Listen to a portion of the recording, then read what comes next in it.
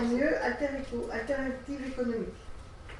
Merci. Je ne vais pas parler des paradis fiscaux en général, j'ai écrit plusieurs ouvrages, mais voilà, on m'a demandé de me focaliser sur le rôle des banques dans les paradis fiscaux cet après-midi. Je vais juste ouvrir une page de pub que j'ai vite refermée si vous voulez savoir où on en est, quels sont les problèmes que posent les paradis fiscaux aujourd'hui, et qu'est-ce qu'on a fait, que fait le G20 et l'Europe, que font le G20 et l'Europe pour essayer de combattre ces paradis fiscaux, et qu'est-ce qu'ils devraient faire, qu'est-ce qu'on devrait faire. Bon, la députée Eva Joly m'a demandé de faire un rapport sur ce sujet, j'en ai 3-4 exemples ici, si vous le trouvez sur le net, je vous les laisse avec plaisir. Donc cet après-midi, je vais surtout me concentrer sur les banques et les paradis fiscaux. Les banques et les paradis fiscaux, ça pose deux problèmes. Ouais, ça marche, super.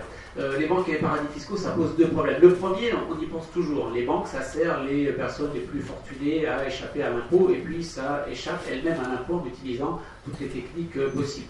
Mais il y a un deuxième sujet, et qui est malheureusement peu abordé, qui est que la présence des banques dans les paradis fiscaux conduit à nourrir l'instabilité financière internationale. Et lorsqu'on parle de la présence des banques dans les paradis fiscaux, il ne faut surtout pas oublier le deuxième sujet. Alors, juste quelques points de rappel. Selon l'ONG Tax Justice Network, il y a aujourd'hui 26 000 milliards d'argent qui est pour les particuliers, dissimulé dans les paradis fiscaux, tout ça concentré dans 0,14% de la population mondiale. Les paradis fiscaux sont l'un des outils qui contribuent à nourrir la montée des inégalités dans le monde. On pense paradis fiscaux aux personnes très riches, on pense aux Bettencourt, etc. Il ne faut pas oublier, c'est SwissLeaks l'a bien montré quand on regarde la liste des clients, il y a une forme de démocratisation, entre guillemets, de l'utilisation des paradis fiscaux. Ce n'est pas seulement les très très riches qui les utilisent. Dans la liste SwissLeaks, on avait des patrons de PME, des cas de sub, des petits commerçants, des professions libérales, des consultants. Il y a même un homme d'église qui a trouvé un chemin beaucoup plus rapide pour aller au paradis. Sur un petit rappel sur la présence des banques françaises dans les paradis fiscaux. Il y a eu beaucoup d'études, moi j'en ai fait une en 2009, les ONG Oxfam, il y a beaucoup d'études, toutes vont dans le même sens. Toutes les entreprises françaises du CAC 40 sont dans les paradis fiscaux. Les banques sont beaucoup plus présentes que les autres entreprises du CAC 40. BNPP est beaucoup plus présente que les autres banques, et BNPP est largement moins présente que les banques anglo-saxonnes dans les paradis fiscaux. Il y a quelques années, le Conseil des prélèvements obligatoires, qui est une émanation de la Cour des comptes, dans un troisième sous-rapport qui n'a pas été mis en avant, on trouve ce tableau assez intéressant qui a fait la liste des filiales des trois grandes banques françaises dans les paradis fiscaux et les filiales de filiales, jusqu'au rang 10 comme ça. Et on obtient le résultat suivant. Société Générale, à peu près 91 filiales dans les paradis fiscaux, le Crédit Agricole 150, et NPP 334. Et regardez la Île Caïman par exemple.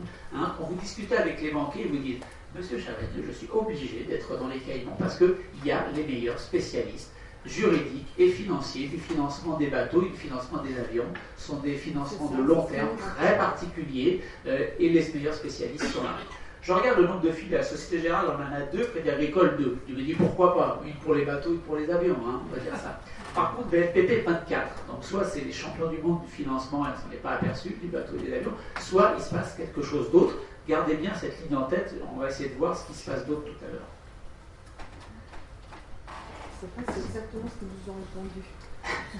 Alors, on a la chance au niveau européen, Vincent l'a abordé un petit peu tout à l'heure, Manuel Iman aussi, on a une transcription de la loi CRD4 qui a obligé depuis l'an dernier les banques européennes à nous donner pays par pays déjà 2 critères, le chiffre d'affaires qu'elles réalisent dans tous les pays où elles sont implantées, le nombre d'employés qu'elles utilisent. On va avoir cet été, une fois que les comptes 2014 seront bouclés, à la fin de l'année, on ne sait pas, c'est marqué dans la loi en 2015, donc je ne sais pas quand les banques vont nous donner, on va avoir au moins 2 critères supplémentaires qui sont les profits réalisés et les impôts payés pays par pays. Ça, c'est important parce que les paradis fiscaux, c'est juste un truc juridique qui permet de découpler 2 choses. D'un côté, l'endroit où une transaction économique est réalisée, toucher un profit, toucher un salaire, gérer un patrimoine, toucher des intérêts, etc. Et de l'autre côté, là où c'est enregistré, donc contrôlé et taxé. C'est ça le principe de l'économie offshore, c'est ça le principe du paradis fiscal. Découpler le lieu où il se passe quelque chose, le lieu réel où il se passe quelque chose, et le lieu où c'est enregistré et donc contrôlé et taxé.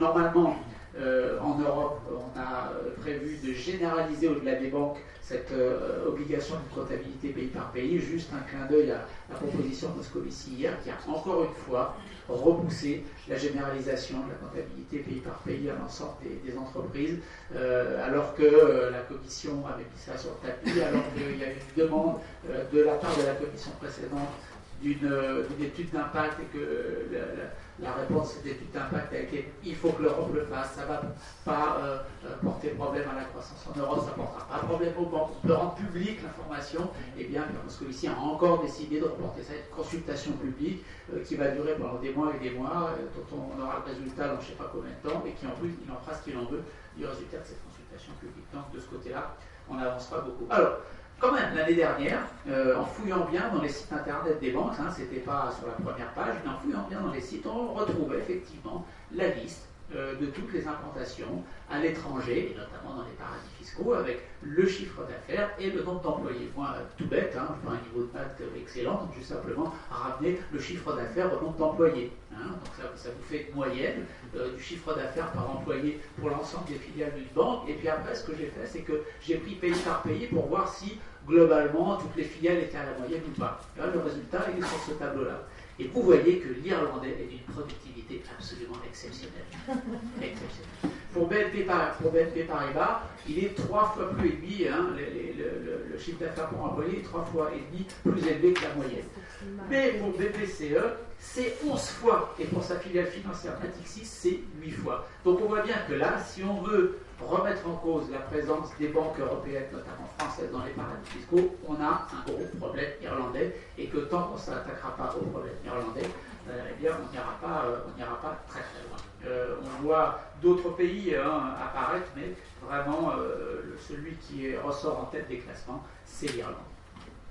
Alors, malheureusement, je dirais, il n'y a que la France, les ONG ont fait le travail aussi, et WID en Allemagne, qui ont fait ce travail d'essayer de prendre l'information qui était donnée sur la comptabilité, les deux premiers critères de la comptabilité pays par pays. En Allemagne, on a montré que pour la seule grande banque qui pose problème au niveau des paradis fiscaux, qui est Deutsche Bank, eh bien le chiffre d'affaires, quand on ramène le chiffre d'affaires au nombre d'employés, c'est le Luxembourg qui est plutôt prioritaire, plutôt que l'Irlande pour la Deutsche Bank. Pour autant, quand on regarde dans le détail ces données, on s'aperçoit que les paradis fiscaux, c'est en gros 10% officiellement du total du chiffre d'affaires de BNPP, de la Société Générale. C'est même encore plus petit pour BPCE. C'est pour ça qu'on attend avec impatience les deux autres critères, parce que comme je le disais tout à l'heure, le principe même du paradis fiscal, c'est d'arriver à découpler le lieu où il y a du business, du chiffre d'affaires, et le lieu où les profits sont enregistrés et donc taxés. Donc pour l'instant, oui, peut-être que les paradis fiscaux, bon, 10% c'est pas insignifiant, mais c'est pas grand-chose. Peut-être qu'on aura sûrement, quand on aura l'information sur les profits payés, les impôts, les profits réalisés, les impôts payés, on pourra aller un petit peu plus loin dans l'analyse. Alors, ça, c'est le constat d'utilisation, je dirais, des paradis fiscaux pour les questions fiscales. Deuxième constat, avant de passer où est-ce qu'on en est dans les solutions, malheureusement, un constat trop souvent oublié, la présence des banques dans les paradis fiscaux nourrit l'instabilité financière. Quelques exemples. La crise des subprimes, quand elle commence à l'été 2007, rappelez-vous, un clin d'œil, elle commence avec la fermeture de 3 fonds d'investissement de BNP Paribas, dont le plus important, Parvest, et de droit luxembourgeois. Vous arrivez à l'été 2008, l'équivalent de la Cour des comptes aux États-Unis fait un rapport en disant l'essentiel, la grande majorité des produits financiers toxiques qui circulent dans le système bancaire américain sont enregistrés aux îles Caïmans. Vous prenez la première banque qui fait quasiment faillite tout de suite à l'automne 2007, la banque britannique Northern Rock qui fait du crédit immobilier. Vous regardez les comptes de Northern Rock à Londres, vous ne voyez rien du tout. Il faut se plonger dans le détail des comptes de Granite, la filiale enregistrée à Jersey de Northern Rock comme association caritative, pour vous apercevoir que c'est là que la banque a dissimulé un endettement de court terme explosif. Et qu'au moment où la confiance commence à se perdre entre les banquiers, eh bien, quand vous êtes dépendant d'un gros endettement de court terme et qu'on ne vient pas vous redonner de l'argent, eh bien, vous êtes au bord de l'explosion, et c'est ce qui est arrivé à Northern Rock. On passe à l'automne 2008.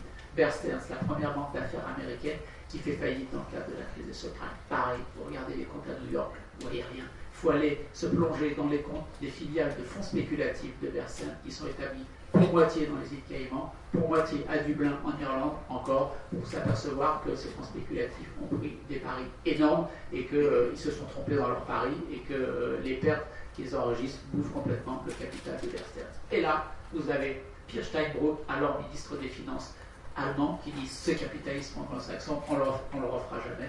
Ça, c'est pas chez nous qu'un truc comme ça pourra arriver. Et là, boum, 15 jours après, Hypo Real Estate, une sorte de Northern Rock allemand, la même chose, complètement au tapis. Pourquoi? Parce que les filiales de fonds spéculatifs établis à Dublin, encore une fois en Irlande, ont pris des paris fous. Vous savez qu'on dit que si vous arrivez à Dublin à 2h de l'après-midi avec un dossier pour ouvrir un hedge fund, un fonds spéculatif, le lendemain matin vous êtes opérationnel. Si vous voulez ouvrir un hedge fund, il faut arriver avec une documentation comme ça, qui vous aide, d'où vous venez, d'où vient l'argent, qui vous employez, etc. Sachant que les bureaux ferment à 5h, les Irlandais arrivent à regarder, ou plutôt à ne pas regarder, 1000 pages en 3 heures. Encore une fois, l'Irlandais d'une productivité absolument exceptionnelle. Bien sûr, on pourrait souligner que le système bancaire islandais fait en partie faillite parce que ses filiales qui sont établies à Guernesey, à l'île de Man, pour les deux plus grandes banques, ont complètement explosé. Bien sûr, il faudrait aussi rappeler que pour Bernard Madoff, les principaux rabatteurs de Madoff se trouvent en Suisse, au Luxembourg, aux îles Vierges britanniques. Les paradis fiscaux n'ont pas créé la crise des subprimes. Les paradis fiscaux ont été des facilitateurs de la crise des subprimes à tous les moments de la crise en Europe, aux États-Unis, et même après, lorsqu'on est passé au moment de la crise des dettes souveraines, au moment où beaucoup de spéculateurs ont vendu les dettes souveraines, pour les vendre, il faut d'abord les avoir. Et regardez quels sont les investisseurs qui achètent la dette française, par exemple, au moment où l'État français émet sa dette. Et elle se trouve dans 3 localisations, au Luxembourg, aux îles Caïmans et au Royaume-Uni. Ce qui me fait dire que quand l'agence France Trésor nous dit que qui détient la dette française, un tiers par des Français, un tiers par des Européens non français, un tiers par des non-européens, je pense que la proportion n'est pas tout à fait celle-là. Je pense qu'il y a des Français qui utilisent le Luxembourg pour détenir la dette française et rien payer sur les intérêts qui sont touchés. Par les îles Caïmans, c'est le continent latino-américain, et pour Londres, on sait que c'est les grands pays pétroliers et la Banque centrale de Chypre qui passe par Londres pour acheter la dette publique française, mais aussi du reste de l'Union européenne. Donc ils ne sont pas à l'origine de la crise des subprimes, mais les paradis fiscaux sont là, présents comme des facilitateurs, comme des gens qui nourrissent, des territoires qui nourrissent l'instabilité financière à tous les moments de la crise. Alors, ça encore, j'ai envie de dire, ce serait rien, parce que je vais vous faire voir ce qui m'inquiète le plus. Ça, ce sont des données officielles, hein, rien de confidentiel, c'est l'argent qui rentre dans les îles Caïmans et l'argent qui sort des îles Caïmans.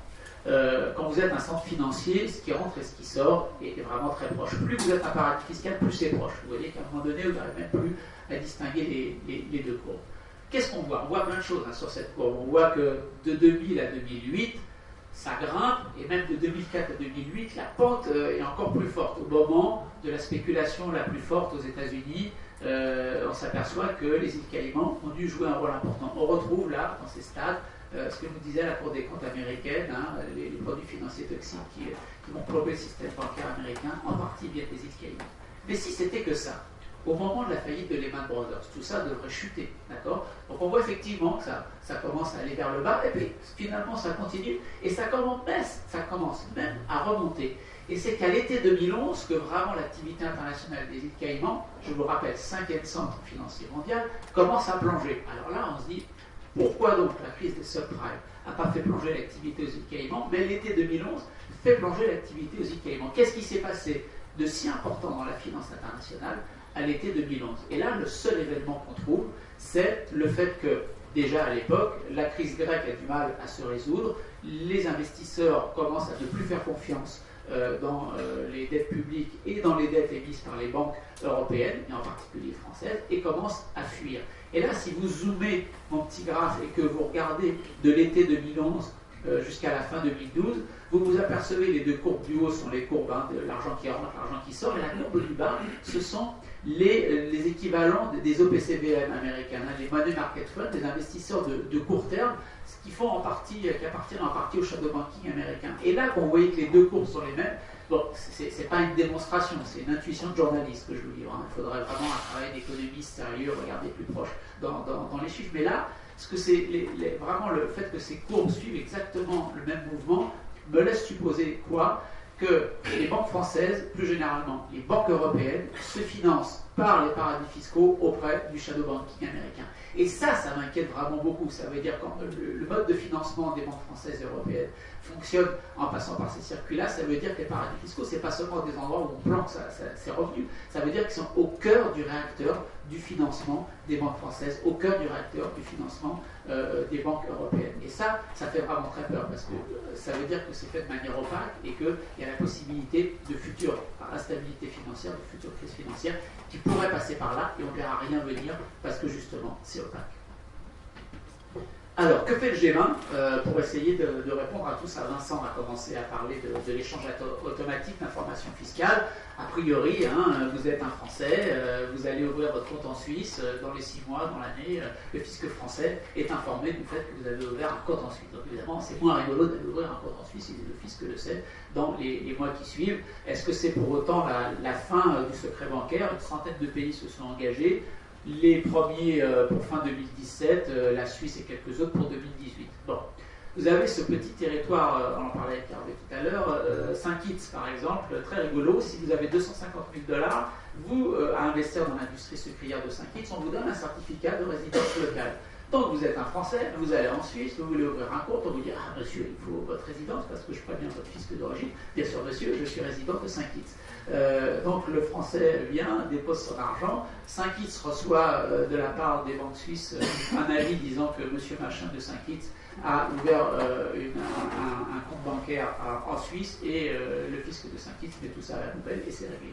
Alors bien évidemment, vous êtes un Français, vous êtes un Italien, vous êtes un Allemand très riche, qui a l'habitude de faire de l'optimisation fiscale agressive, que le fisc suit, et tout d'un coup, vous ne faites plus de déclaration du tout, on vient vous voir, mais pourquoi monsieur, vous ne faites plus de déclaration? Je suis désolé, je ne suis plus allemand, je ne suis plus français, je suis résident de Saint-Kitts. Évidemment, le fisc va regarder ça d'un œil assez affûté. Pour autant, il y a vraiment encore la possibilité, je détaille plein d'autres possibilités dans le rapport que j'ai fait pour Eva Joly, il y a la possibilité de contourner l'échange automatique d'informations fiscales, même si il ne faut pas cracher sur cette évolution qui va vraiment dans le bon sens. On pourrait aussi se dire que les banques vont se dire, bon, est-ce que ça vaut le coup vraiment de faire ce business? Si je me fais prendre, je vais payer une amende, mais de toute façon, je suis too big to jail.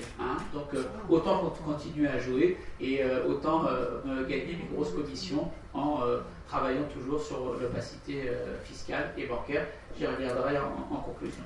De manière générale, les banques sont prises, je dirais, dans le filet du programme BEPS, de ce que fait le CDE, un plan en 15 points qui tente de mettre fin aux pratiques les plus douteuses des multinationales, en général des banques en particulier. 8 points en particulier sur les 15 sont destinés à lutter contre les pratiques de prix de transfert, comme l'a dit Vincent, contre toutes les pratiques, les produits hybrides financiers, etc., contre toutes les techniques qui sont utilisées par les multinationales en général, les banques en particulier, pour échapper à l'impôt.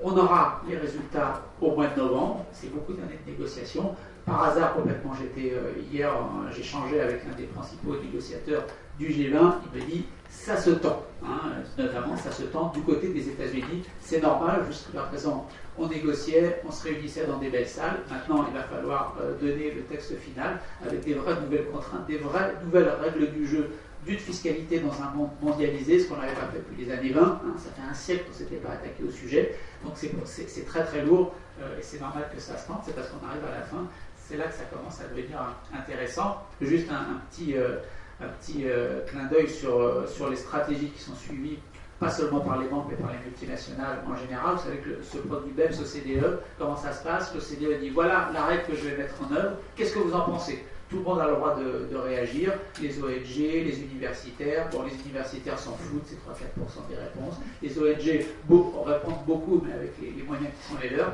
Par contre, les gros moyens des multinationales, des cabinets d'audit, etc., font que 90% des réponses viennent du business international, du secteur privé, et 40% des remarques, c'est le premier thème, et de loin, ça porte sur les prix de transfert, ce qui montre bien que le travail de l'OCDE actuel pour la refonte des prix de transfert, ils ont mis le doigt sur quelque chose d'intéressant. Beaucoup de multinationales sont en train d'agir fortement au Congrès américain pour dire si on arrive à plomber le truc aux États-Unis, alors ce sera plombé au niveau mondial, ce qui est loin d'être faux. Donc il y a une très très forte pression politique en ce moment aux États-Unis, notamment de la part des républicains, pour plomber ce projet BEPS, pour essayer de le tuer complètement à partir des États-Unis. De leur côté, les États ont envie de coopérer pour échanger de l'information et avoir de l'info. D'un autre côté, ils sont aussi en concurrence. Je prends le cas de Google.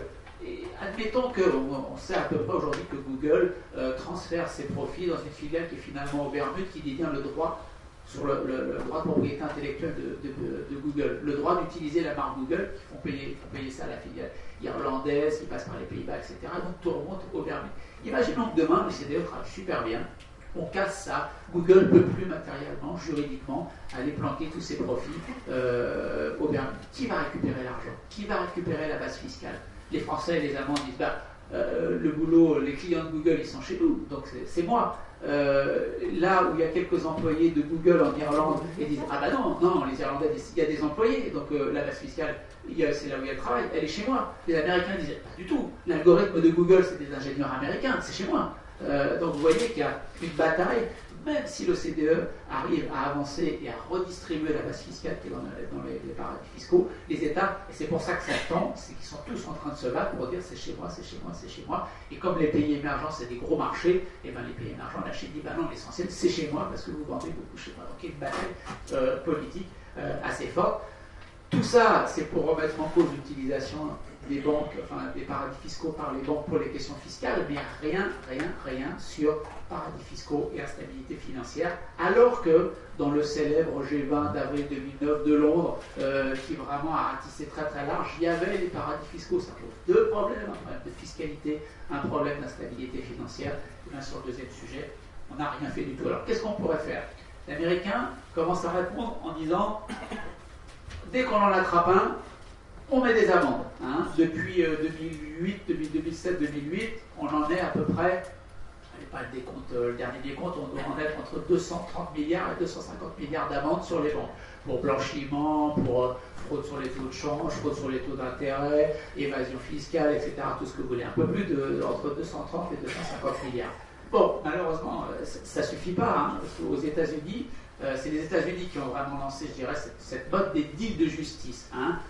Nous, justice américaine, on n'a pas du tout les moyens de savoir pour qui vous fraudez, qui est-ce que vous aidez, quels sont vos clients et tout. Donc, par contre, on sait que vous aidez à frauder. On a suffisamment d'éléments pour savoir que vous aidez à frauder. Donc, vous allez vous-même payer l'enquête interne avec des avocats qui vont le faire pour vous. Vous allez nous apporter les résultats de l'enquête interne. Et puis, en fonction de ce qu'on va trouver, on va vous payer une amende. Ça, c'était jusqu'à la fin de l'année dernière.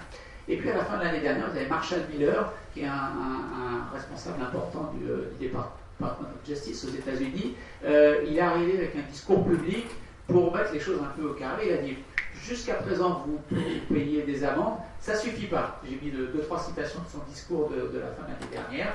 Les entreprises n'agissent de façon criminelle que parce que les individus le font. Donc, oui, on va faire payer le corporate, on va faire payer l'entreprise, la personne morale, mais derrière la personne morale, il y a des vrais gens qui ont fraudé, il y a des nominativement. Et d'ailleurs, il dit, pourquoi est-ce que Morgan Stanley, Crédit Suisse, Morgan Stanley et BNP Paribas n'ont pas été traités de la même façon? Parce que j'ai dit, vous allez me donner des preuves comme quoi vos hauts dirigeants ont fraudé. D'un côté, on m'a amené les preuves. BNP Paribas, j'aurais dit, vous allez m'amener des preuves comme quoi vos hauts dirigeants ont fraudé. On n'a pas voulu m'amener les preuves. Donc, ils ont raqué. Voilà pourquoi BNP Paribas a payé une amende aussi haute. C'est pas simplement parce qu'on les avait pris la main dans le sac de nous avoir menti, c'est pas parce qu'ils n'ont pas fait assez de travail d'enquête, c'est parce qu'ils n'ont pas voulu nous donner les informations permettant de mettre Baudouin Pro à la porte. Mais quand vous traînez vos oreilles du côté des avocats qui travaillent pour les banques françaises, on vous dit que dans le deal de justice avec BNPP, il y avait non seulement l'amende, mais aussi le fait que M. Pro devait partir avant la fin de l'année, qu'il pouvait organiser son départ comme il voulait, mais qu'avant la fin de l'année, il devait être parti. Alors je ne fais pas de souci pour lui, il devait être parti avec un gros chèque. Et donc, ça vient sur le problème d'après. Nous, en Europe, qu'est-ce qu'on fait par rapport à ça? Et là, pour l'instant, l'Europe n'a pas de doctrine judiciaire, je dirais, en la matière. Il n'y a que le Royaume-Uni, qui est le premier centre financier mondial, qui nous donne quelques pistes pour avancer. Mark Carney, qui est le gouverneur de la Banque centrale du Royaume-Uni, au fameux discours de Mansion House, qui est devant une fois par an, le gouverneur de la Banque d'Angleterre et puis le ministre des Finances viennent parler dans la communauté des banquiers et de la finance en général. Et là, il y a quelques jours, début juin, je vous ai mis aussi quelques citations, le comportement non éthique éthique des banques non seulement n'a pas été contrôlée, non seulement a proliféré, mais est devenue la norme. C'est quand même le gouverneur de la Banque centrale du premier centre financier du monde qui nous dit que les comportements non éthiques sont devenus la norme dans la finance. C'est quand même un message sur le papier qui est au moins assez fort. À partir de l'année prochaine, nous dit-il, on change la loi, les individus seront tenus responsables pour eux-mêmes, et non pas au niveau corporel, non pas simplement au niveau de l'entreprise, mais pour eux-mêmes seront tenus responsables, et il appelle à étendre les peines de prison individuelles. Il appelle à étendre les peines de prison individuelles quand on prend quelqu'un la main dans le sac.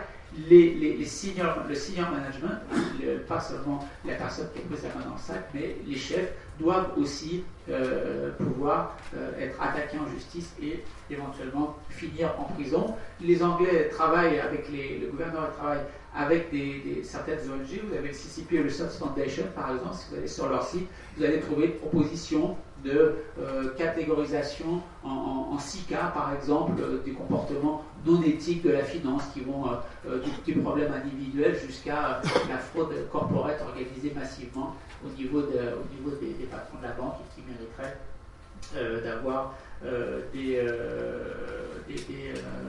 punitions différentes.